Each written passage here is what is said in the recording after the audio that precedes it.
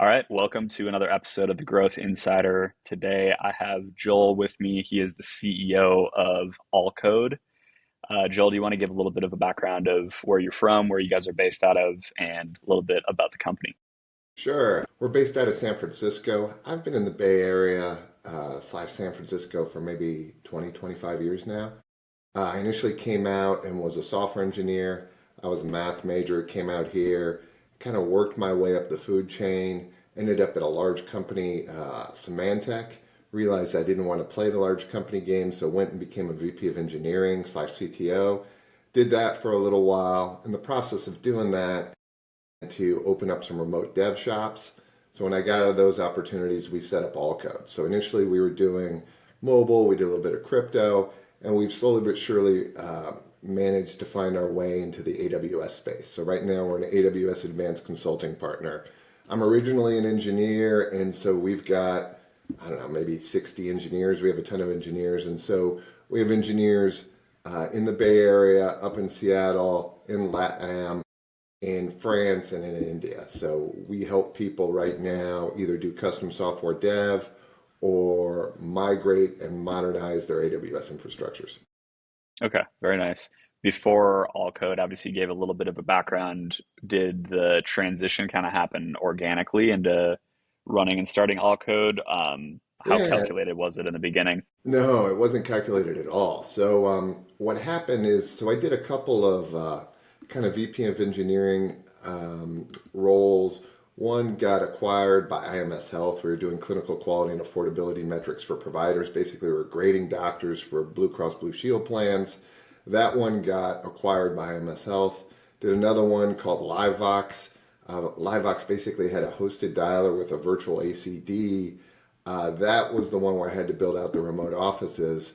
And I actually left that one to go work with an ex-boss. So back in 2000, I was part of the number one performing IPO of 2000. A company by the name of Embarcadero Technologies. We built database administration tools, and they didn't take any money. So since it was the number one performing IPO with Krispy Kreme, they made gobs of money.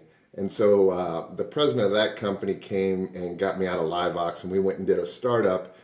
He subsequently got ill, so then I had to go back into kind of the CTO, VP of engineering mix, and did that for a little while. And in the process of doing that, worked with some kind of Ivy League people who had MBAs, and just sort of decided that I should make those people my customers as opposed to just so that's kind of how AllCode was formed. Just me working with these people and realizing that I should try to hedge my bets. Okay, very nice. So now, obviously, as the team has grown, like what do you guys do best at AllCode? If you could kind of summarize a couple of the things that you're really, really good at or that you excel at compared to, other competitors in the space. Sure. So basically, we have a nice blend with people in San Francisco and people who are near shore or in Seattle and in the Bay Area. So, and with that group of, or with that team, subsequently, we've got a ton of experience doing custom software dev. So I don't even want to tell you how many years of experience we have there. Leveraging that, and then DevOps, and then leveraging AI. So as most people probably know, AI is kind of changing the way that software development is being done. And so either you can hop on that horse and become incredibly productive, or you can be stuck in your old ways. So we've been actively training our engineers so that they can improve on their throughput, whether it comes to kind of custom software dev and building integrations or building out infrastructure as code. Just all of those things need to make use of generative AI in some form or fashion, whether that be an Amazon Q developer, a Copilot. You've just got to make use of those tools. Okay. I know a lot of people listening are, founders, CEOs, executives at, technology companies, consulting companies, professional services firms, right? Like just companies where they're still probably not using enough AI and diving into the tools that are available. So if you had a few recommendations for just the way that higher level founders and CEOs should be thinking about AI implementation into their businesses, what would those topics be, or like where would they start? I think you have to put it at the top of your priority list. So it's something that you have to do. You have to make time to do it. And if you're technical, my suggestion would be to just go out and spend a couple of hours on it and try to build something out. Right. And so where we've seen that it works really, really well is with anything that has a REST API that requires an integration. So, for example, if you're trying to integrate with HubSpot or if you're trying to integrate with Active Campaign and they have a published REST API, go up to a Copilot, go up to an Amazon Q developer and basically say, I would like to build an application that integrates with HubSpot, making use of the contact API endpoint. I'd like it to be written in Node or PHP. Build me a solution that'll do that, implement the test cases, implement the GitHub actions, and then see what it does. And then literally start to get your hands dirty a little bit.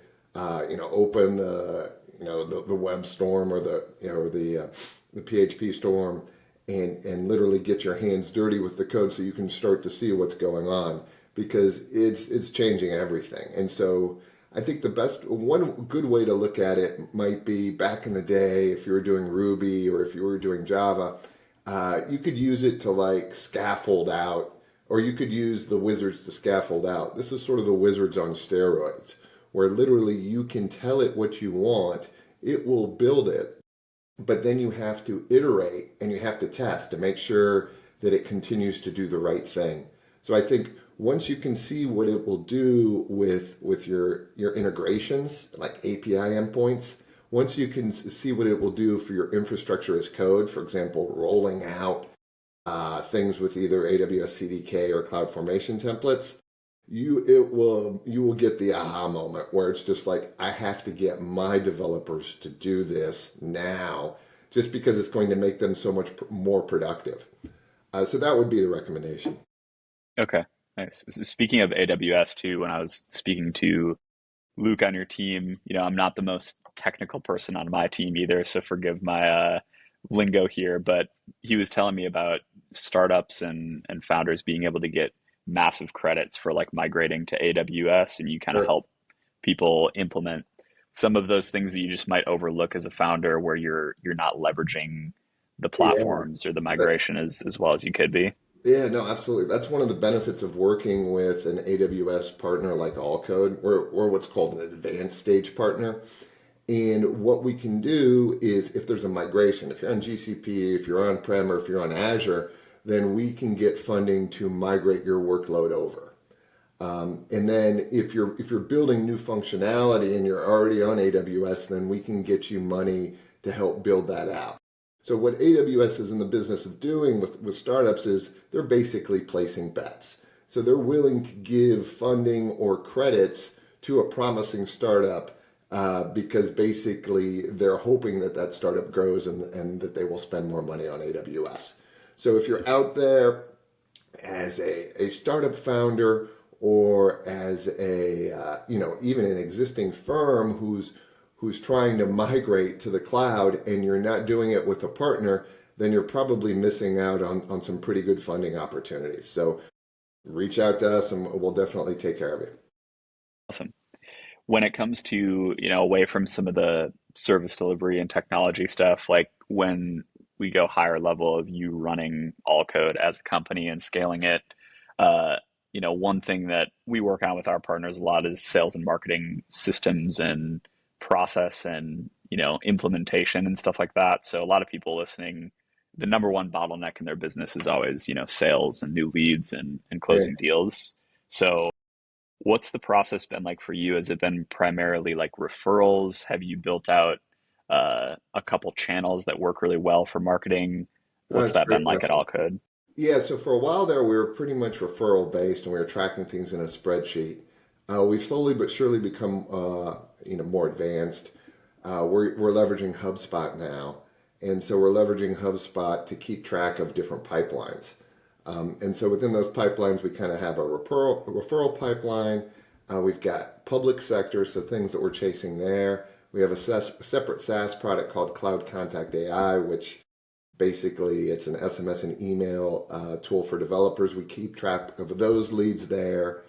And so It's part of the process. It's part of the maturing process. You've got to get out of tracking things in spreadsheets, and HubSpot does a nice job. So that would be one of our recommendations. In terms of getting inbound leads, that's just hard. We email, we SMS, we do that through our own platform. We buy lists, and then we'll email them or SMS them when we get their consent. Recently, what we've started to do is more events. So being in San Francisco, we threw a murder mystery event. It must have been about a month and a half ago, with Roe, Fondo, and Wilson Sonsini. So just kind of networking and trying to use your in-person network to meet other people who are bringing prospective clients. So I think sales process would be huge. Email and SMS, outbound. You need kind of that automated drip mechanism, even if you only get one or two leads per month. Throwing events, trying to do things in person. And then we have a trickle of ad spend, but ad spend, you can just blow a lot of money and not get a lot of ROI. So ad spend's tricky. Hmm. What has been the sales process kind of evolution for you guys? Like I'm sure there's a million ways you can go about it with software development, as I know from working with a couple companies that are similar business models to yours. But how do you guys approach it? Is it very consultative, or is it strategic and kind of the same with every single deal that comes in the pipeline? It really depends. I mean, we try to have a process, which is, get the discovery call. After you get the discovery call, try to identify their pain points, and then subsequently put together some estimates to address their pain points. But it really depends on what the client is asking for, right? So you could probably throw it into a bucket as a startup where they don't have a CTO, a startup that does have a CTO, a mature company which is trying to build some software, and then people who are trying to migrate or modernize into the cloud. So for each of those, we kind of have a different sort of blueprint as to how do we address it. Okay. And are you landing and expanding on most of the deals that come in, or is it like a lot of one-time projects that Oh, you're we building out? we prefer the former, right? So Yeah. that's just a much better way to go. Yeah, I mean, we're trying to work with people who will become repeat customers, and so that we can have an ongoing working engagement with them, and then hopefully at some point get referrals through them. That's the goal. The doing the small deals, and we still do some small deals. We do these deals called well architected framework reviews for AWS. So basically, if you're running on AWS, we'll go in and we'll do a review that can get you some credits. But really, the sell there is the cost optimization. So a lot of people don't know how AWS works. They don't know what a reserved instance is or a savings plan is. And so those things can save you large quantities of money. So we'll go in with those, and then hopefully be able to demonstrate our technical expertise, and then do an upsell. Is typically the way we like to go. Okay. Nice. Back a little bit to more of the customers and clients that you guys are working with.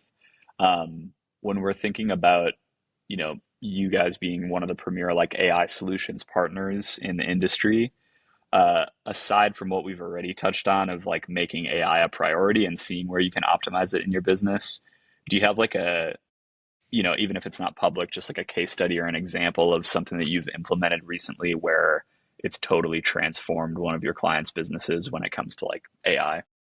Sure.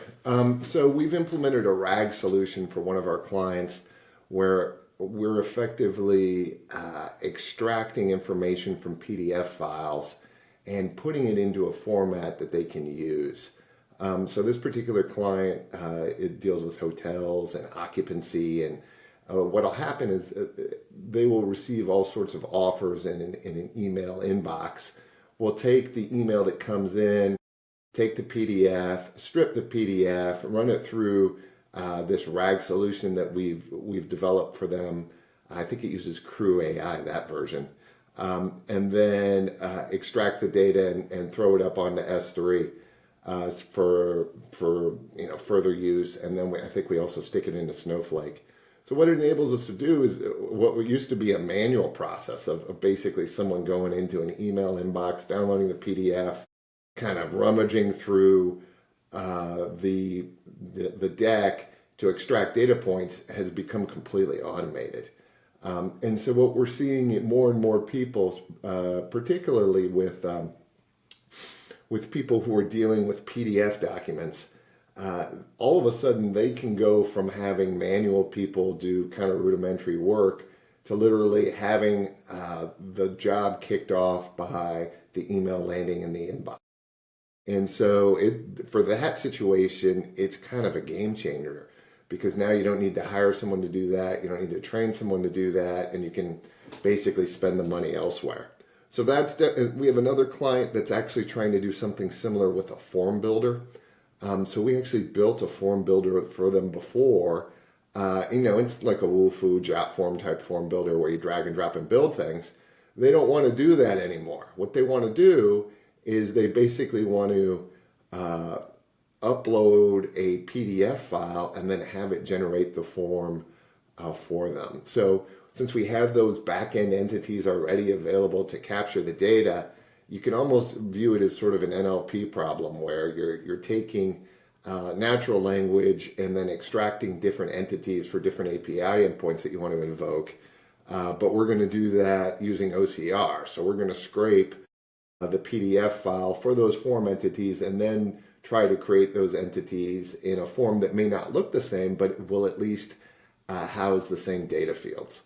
So yeah, when it comes to sort of PDFs and sort of manual jobs that used to take place, we're already seeing just huge gains. It's pretty almost a little scary as you're thinking through all the applications and how it's going to change like our economy. And it's not just like AI, a lot of it just has to deal with like AI is the buzz that's creating a lot of this hype, and a lot of it is just simple, or maybe not so simple, but a lot of automation and just making Yeah. sure that you're mapping out the process and then getting engineers to build out that infrastructure for you. It's incredibly time saving.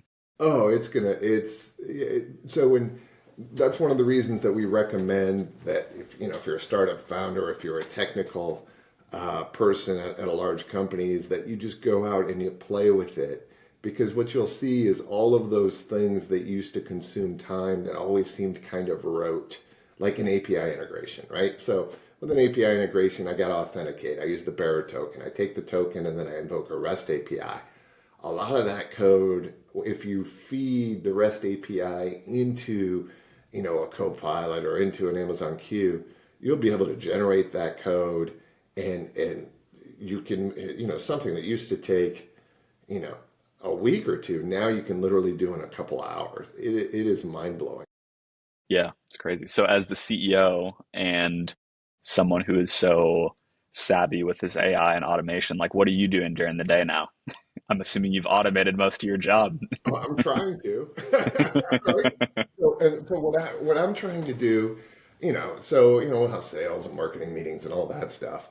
But what we're really trying to do is we're trying to figure out how we can get all of our engineers to make use of the tools is really part of it, and just ensure that that they're using them to the best of their abilities.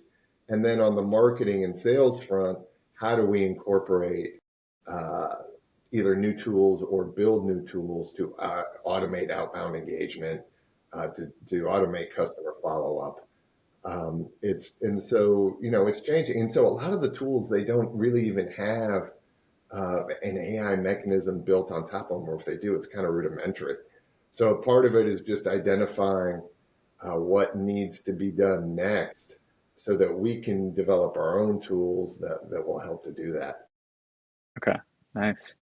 What are kind of the big goals for the company? Like it seems like you guys are very successful, team is scaling. I'm sure you have a little bit of that like referral network built in where leads are coming in consistently, but what's the next kind of milestone for you guys as a company? Right, just trying to build out better partnerships. So we're working, we're an AWS partner. We've been working with Ingram on an SBAI program. We started reaching out to the public sector because we're in San Francisco. We landed some deals being a local business enterprise.